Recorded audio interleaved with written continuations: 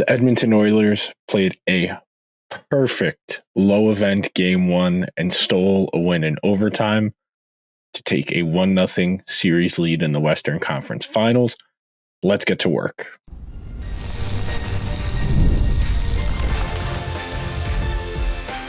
You are Locked On Oilers, your daily podcast on the Edmonton Oilers, part of the Locked On Podcast Network, your team every day. Hello, everyone, and welcome to this Friday edition of Locked On Oilers. I am your host, Nick Zararis, powering on strong. Puck drop being a little bit earlier on East Coast time. It's not 2 a.m. The eye bags are a little more manageable. Before we get to today's show, it is brought to you by our friends over at FanDuel. Make every moment more. Right now, new customers get $150 in bonus bets with any winning $5 bet.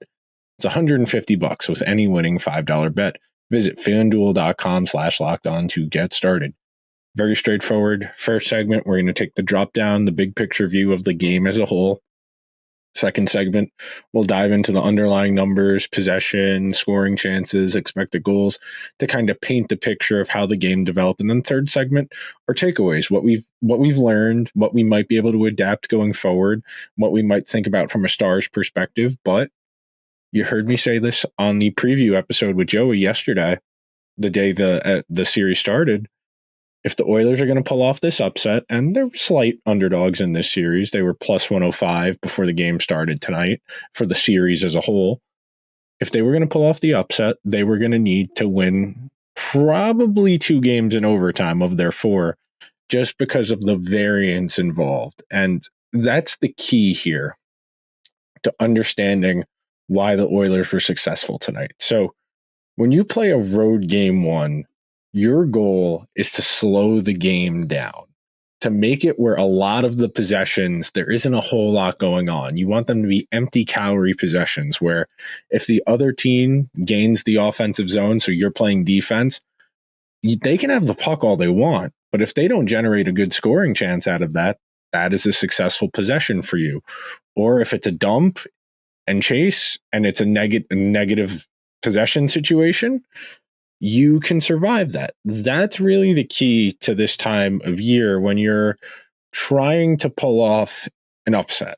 And you heard me talk a lot on the preview with Joey about the depth being the difference here, that I had no doubt McDavid, who overtime game winner, after wrongly being penalized, and we'll talk about that, that should not have been a penalty because Matt Duchene was jumping on his back and pulling on McDavid's arm that came up, and the arm that McDavid was holding his stick with, Duchene was jumping on it and tugging on it, and that's what brought McDavid's arm up to hit him in the face with the stick. But I digress. We'll talk more about that a little bit later. When you are trying to pull off an upset, you want as few plays in the game as possible because that makes each individual play more valuable. This is a very prevalent strategy in football when you're playing a really high-powered offense, a team that consistently scores 30, 35, 40 points pretty much every week. You want fewer overall possessions in the game so that way 1 or 2 plays ultimately swing the game. Usually in football, it's a turnover. In the case of hockey, it's usually either special teams or a goal that should have been saved. Those are kind of your 2 inflection points. Or in the case of this game tonight, a goal that does get saved. You know, the save Ottinger makes on McDavid in the first overtime is nails. I texted more than one person who was still up watching the game. McDavid's just got to react. He waited too long, and it gave Ottinger enough time to adjust, and Tanev was playing great defense. Tanev is a treat to watch. The Oilers did a really good job tonight of taking what was there and making this game go in a way that they were situated. You've heard me talk a little bit about it, both during the series against the Canucks and again on the preview episode for the series at large against the Stars with Joey, that when the game was going fast for the Oilers, that's when it didn't look right against the Canucks. The Canucks were faster. They were on pucks a little bit quicker. They were transitioning from defense to offense. They were just a little bit more fluid, a little bit more smooth. Tonight, this game, a little bit slower tempo. There was more room. in my opinion, for the Oilers in this game than there was against the Canucks. Some of that might just simply be size difference. And I know I'm not a big size person when it comes to any talent in the NHL, but especially, I don't think you need to be big to be an effective defenseman. But I don't think it's a coincidence that the Oilers struggled to get to the middle of the ice against Tyler Myers and against Nikita Zadorov, two of the tallest players in the entire league. And the Stars got some big boys. Don't get me wrong. Tanev is a big guy. He's one of the best defensive defensemen in the entire league.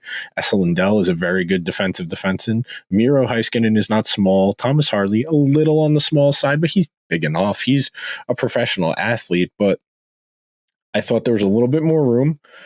I thought the Oilers were able to get from defense to offense reasonably okay. Still some adventures, some really silly plays, some bad turnovers. You know, the first Dallas goal happens because Kulak just outright fans on a pass. And as a Ranger fan who watched Trouba do the exact same thing last night and take a penalty, it's amazing, isn't it, that these are professional hockey players and they just outright miss the puck under no pressure and turn the puck over. It's mind-boggling when guys who have been doing this their whole lives have brain farts like that, but it's a real reminder that they're human. And the thing that encouraged me the most tonight, aside from obviously the Oilers winning is what encouraged me the most. If they're going to pull off the upset, they were going to need to win at least one game in Dallas, and that was going to be important. Getting it off in game one, I mentioned it on the broadcast tonight, the team that wins game one in the conference final goes on to win the series. I believe Kenny Albert said 68% of the time. So it's a good omen for history. Of course, there's another 32% of that, so it's only one game. You can't draw definitive conclusions from one game, but you can begin to start forming some hypotheses. So the first takeaway I have, the first hypothesis I am working from here, the Oilers defense is good enough. And it was good enough tonight. There was not a lot going on in this game, and we'll get into the scoring chances, the high danger, the expected goals next segment, but there wasn't a lot going on. You know, less than 10 shots each after the first period. There just wasn't a lot of room out there for either team. And in a game like that, that makes each goal more valuable. And the way the Oilers were able to put the puck in the net, it matters. Ultimately, when you have your star players and they deliver, like the Oilers tonight, you know, you got goals from Duchesne, Hyman, McDavid. You got goals from your three best players, your three best forwards, I should say. Can't leave Bouchard out. Bouchard made the McDavid goal happen, but you get goals from your three best forwards, and Skinner was good. Skinner was actively good tonight. It wasn't the Oilers shielded him. He didn't have to do a lot.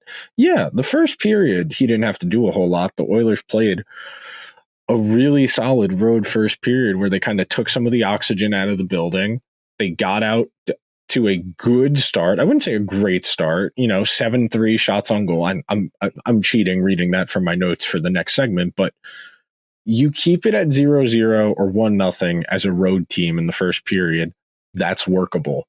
As the game goes along, you start to feel each other out, and there's kind of a fluidity to this process. It's not uncommon for these first period of road playoff games to kind of have I should say first period of playoff games, period, not road, because it's true of both teams. There's a feeling out process here where guys are trying to understand how much of what's going to happen in front of them is what they've seen on video, what they've talked about in their meetings. There's a real, I don't want to call it trepidation, but there's a reservedness. Guys aren't going to be as aggressive making decisions. They're going to be a little bit more passive. They're going to take the safe, the easier play, and let the game develop. Because for the Oilers to execute the low event game plan, that means they need those individual plays, the handful of plays that determine the game, to be more valuable. The more plays there are, the less valuable each play is. The fewer plays there are, the more valuable each play is. The Oilers were able to get some bounces tonight. And I know that sounds weird to say in a game where the second Stars goal probably shouldn't happen because that was a crazy deflection, but it happens. That's hockey. The Oilers survived. They got to overtime. They got to a second overtime, and thankfully Connor McDavid appreciates that I would like to go to sleep. Coming up next on Locked On Oilers, we're going to dive into the numbers behind game number 1. There is no I in team, but there is one in Indeed, and that's the hiring platform you need to build yours. When you're hiring, you need Indeed. Indeed is the hiring platform where you can attract, interview, and hire all in one place. Instead of spending hours on multiple job sites searching for candidates with the right skills, Indeed's powerful hiring platform can help you do it all. We streamline hiring with powerful tools that find you match candidates. With Instant Match, over 80% of employers get quality candidates whose resume on Indeed matches their job description the moment they sponsor a job, according to Indeed data from the United States. Even better, Indeed is the only job site where you only pay for applications that meet your must-have requirements. Join the more than 3 million businesses worldwide that use Indeed to hire great talent fast. Start hiring now with a $75 sponsored job credit to upgrade your job post at Indeed.com/lockedon. Offer is good for a limited time. Claim your $75 job credit now at Indeed.com/lockedon. Indeed.com/lockedon. Terms and conditions apply. You need to hire. You need Indeed. I want to thank everybody making time for Locked On Oilers on their Friday, making it their first listen, whether it's on your way to work, at the gym, on your way to school, on the way home at the end of the day. Thank you for taking the time. This has been a really fun journey. I'm very glad the Oilers played well tonight. I didn't have to come on here and put on a brave face and try and come up with ways to sell the effort tonight. And that's what's encouraging is not only did the Oilers play well, they showed you they had an understanding of what they needed to do to play well against Dallas tonight. Now, there wasn't a lot going on in this game. 50-38 in Fenwick, 32-25 in shots on goal. It depends on where you look. Oh, this hasn't updated yet. That's why it's off. The NHL website has it at 38-33 Oilers for shots on goal. That tracks. Scoring chances, 77-60. High danger chances, 15-10. Expected goals, 54%. That checks. I would say the Oilers were not much better than the Stars were in this game. That's this time of year. If you are anything over 55% in any of the metrics, whether it be expected goals, high danger, shots on goal, whatever, if you are getting more than 55% against a team in the conference finals, you're having a good game. Just flat out.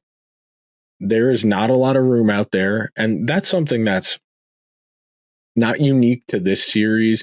I don't think it's unique in general that the later you go in the playoffs, typically speaking, you're going to play better structured teams because, and this is anecdotal evidence. I know I didn't come with numbers, but anecdotally, it feels like the further along you go in the playoffs, the better teams you play. And typically, the sign of a strong team is a team that functions well defensively. And that doesn't mean a low goals against, because there have been plenty of teams that have gotten to a conference final or a Stanley Cup final with mad defenses and elite goaltending who have respectable goals against numbers, but they didn't get there.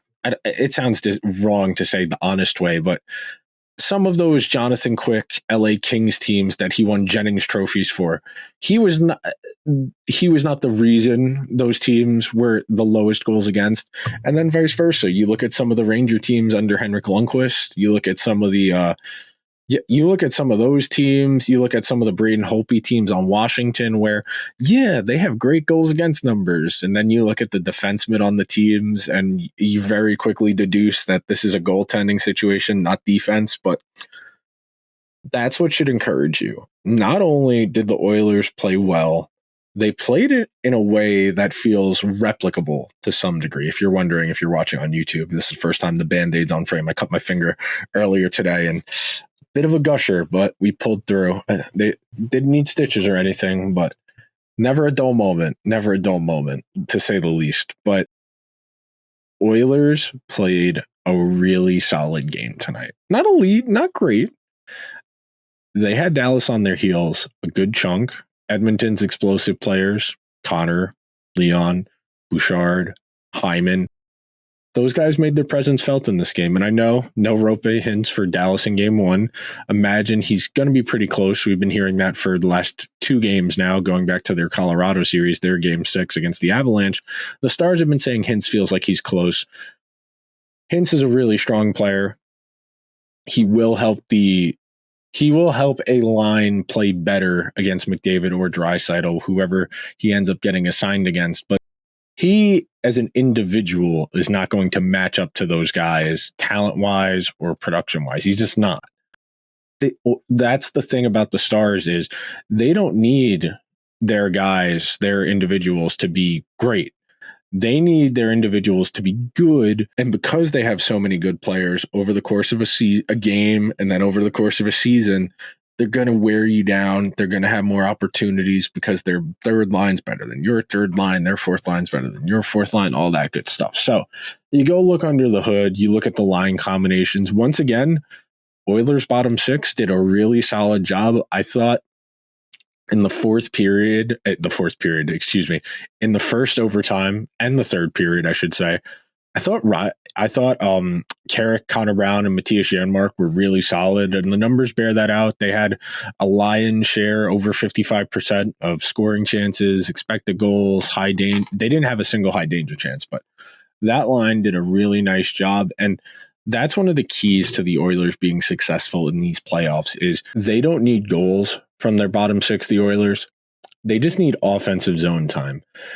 They need to have as little pressure on their guys as possible, and that's going to enable them to get where they want to go.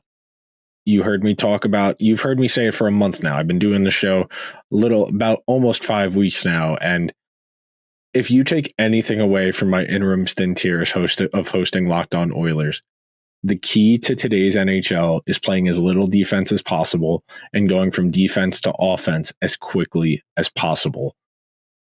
The Oilers did a really good job of that tonight. Sure, the Stars had their moments, some forced errors, some unforced errors. That's my single biggest pet peeve in hockey is when a player who's not under any pressure alley-oops the puck out of the zone defensively, rims the puck along the boards defensively, or just throws it out of the zone. If you are not under pressure, skate. It is my biggest pet peeve in the NHL today when players have room in front of them, and instead of skating to fill in that space, they throw the puck where nobody on their team is. And don't tell me, they're looking for a change, they want to alleviate pressure. You are under no pressure. If you don't have somebody forechecking you, fill in the space and then move the puck. It becomes an easier pass if you move your feet. It's one of my biggest pet peeves. It's how teams get into trouble when they're consistently alley-ooping the puck out of the defensive zone or rimming it along the boards. That's how you take icings. There were a lot of icings in that overtime in the third period down the stretch as the Oilers were trying to hang on. But putting a game away the way the Oilers did today, really solid. And you heard me talk about it a lot in the Vancouver series. The Oilers showed you some resolve today. Conceding that goal, the second Tyler Seguin goal, I can't authoritatively say, obviously, because there's no way to know, but it does feel like you would not, an Oilers team of recent history in the last 5 years or so, if they concede that goal to Dallas there, they probably go on to lose the game. And speaking of important, cannot even begin to explain how great the Oilers penalty kill was once again. The best penalty kill in the playoffs, 0 for 5 on the Stars ledger. Edmonton only had one power play opportunity in this game. They didn't convert either. It's only the second game all playoffs the Oilers have won without scoring a power play goal. Granted, they've scored a power play goal in every game but 3. But you get my point. It's a good indicator they're going to have a good game if they score on the power play. So the fact they were able to play well and not score on the power play, that shows you Happy learned how to putt. I would hope you're familiar with Happy Gilmore, but that's the Oilers. Happy learned how to putt if they can get those things going together. Because if the 5-on-5 looks good and Skinner looks good, and the power play doesn't score and you still win, we got 3 pillars: special teams, goaltending, 5-on-5. Tonight, the Oilers got goaltending. They got penalty killing, so half of their 5-on-5. And then they got goaltending. Stuart Skinner tonight. And I know I just did the dodgeball goaltending, special teams, goaltending, special teams, 5-on-5. Just for the record, Skinner was good tonight. Coming up next on Locked On Oilers, we're going to dive into what we can take away looking ahead to game number 2. Coming up next. Best time of year as a sports fan. I've been saying it since the first week of April. We are in the prime of the calendar. We've got conference finals in the NBA, here in the NHL, Major League Baseball, WNBA season's going in full swing. And you can get in on the action over with our friends at FanDuel, who are giving you a shot to bring home a big win of your own. Right now, new customers get $150 in bonus bets with any winning $5 bet. That's $150 to bet on spreads, money lines, player props, and more. Visit FanDuel.com/lockedon and make every playoff shot count. FanDuel, America's #1 sportsbook. Thank you to everybody who is here for the Friday of American Memorial Day weekend. Down here, most of my friends are off today on Friday, and I will be at Rangers-Panthers game 2. Very worried, very nervous, very excited nonetheless. This is the best time of year. If you are a sports fan, and I was talking about this with somebody today because we have the same common reply guy on Twitter who's just constantly in our replies calling us all kinds of horrendous things because we have different opinions about hockey. This time of year, you're more inclined to take a step back and just, you're one of the Final Four teams. This doesn't happen that often. Feel good about it. Bask in it. Sure, you can be worried, but try and enjoy it. It's hard to get this far. To make it to a conference final is a good feeling. And the fact the Oilers were able to steal one on the road in a way that looks replicable, games don't really carry over game to game. If you listen to what the players say, energy, tendencies, that's the thing I think that carries over. I think once a series starts going down a certain path, and once a team has that element of desperation because they're down in a series, how do they use that desperation? Are they a little frantic? Are they skittish? Are they afraid to make a mistake? Or do they take that as a take no prisoners, we're going as hard as we can to try and come out of this deficit? It's only 1-0 in a series, but that's how I typically feel a series takes shape. Before the Game 7 against the Canucks, I had said the first 6 games are chapters within a book, and then Game 7 is a standalone sequel. The Oilers just wrote chapter 1 of their book. They're off to a really strong start. They didn't play incredible, but they won, and they did not have a power play goal. And Stuart Skinner showed you he can be an effective goalie. I'm pretty sure he finished with a positive goal saved above expected. If I remember correctly, it was like 2.9 expected goals for the Stars, and they scored 2.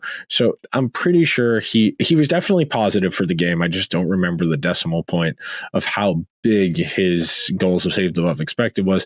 Hang on. Why am I doing that? I can just look.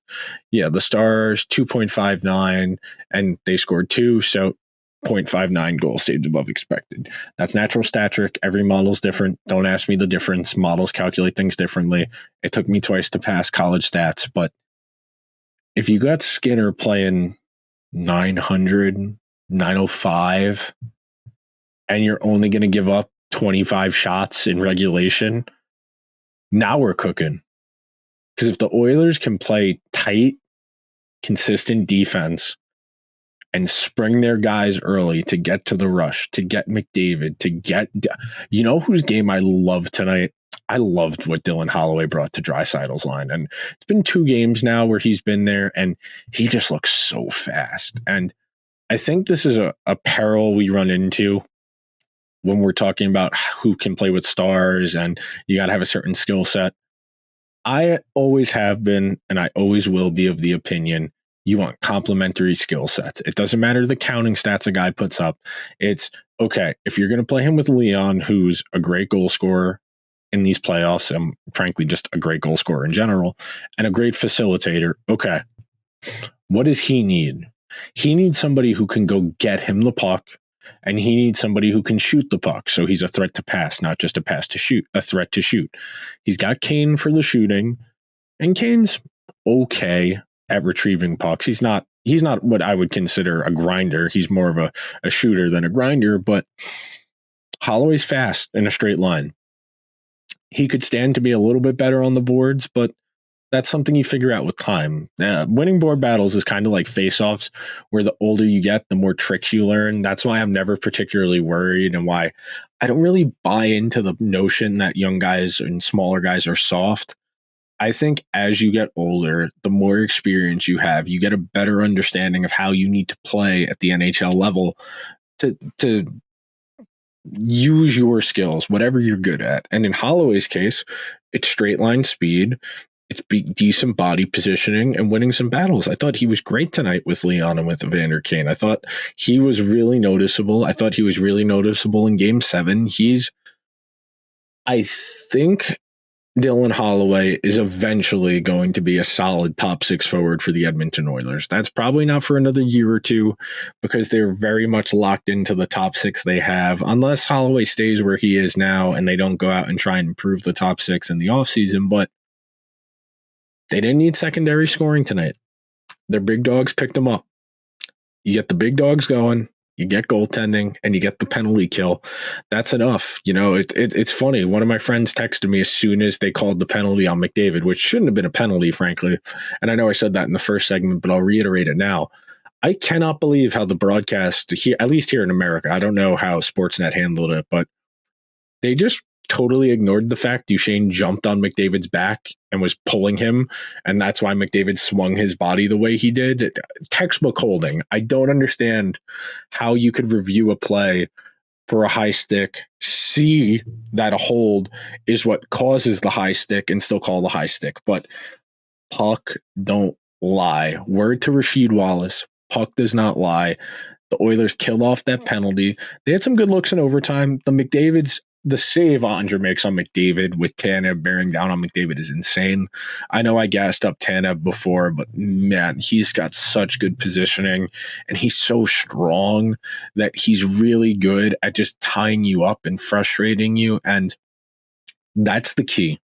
This is the last point I want to leave you with before we get out of here for a weekend. If you want to survive in these low event games, you have to stay disciplined. That doesn't just mean not taking penalties, which the Oilers did not do a good job of tonight. You take 5 penalties in a game, you probably deserve to lose, but their penalty kill has been so good. When I say stay disciplined, I mean, if the other team is not giving you anything through the middle, you're not getting there fast in transition, you can't get the cross-seam pass, you can't really get anything going in the offensive zone too deep, you need to cycle.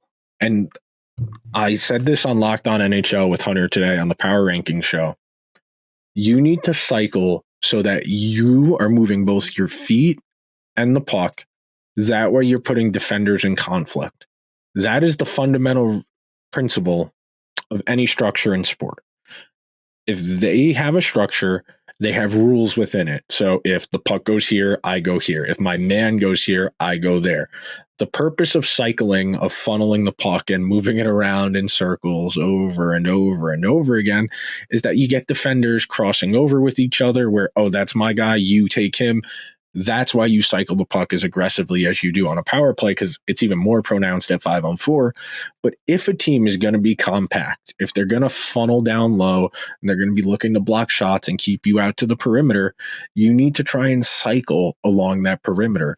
Don't just take that one shot as soon as you gain the zone with speed that Ottinger can and hold for a faceoff. What you want, cycle. You want prolonged zone time, because that is what you are going to induce mistakes by doing. Oilers absolutely deserve to win tonight. Really strong performance. I would contend one of their best of the entire postseason against a really good Dallas Stars team. And they showed you the path tonight. Before it was 4 out of 7. Now it's only 3 out of 6. The Oilers can play 500 hockey the rest of the way. They played 650 hockey after they hired Chris Knobloch. 500 hockey is doable. 500 hockey, quite doable when you think about it in that abstract. But that will do it for today's edition of Locked On Oilers. Make sure you are subscribed wherever you get your podcasts. We're over on YouTube. If you're watching on YouTube, subscribe, hit the alarm bell, get a notification every time a new episode goes live. I will talk to you guys after game number 2. Until then, let's go Oilers.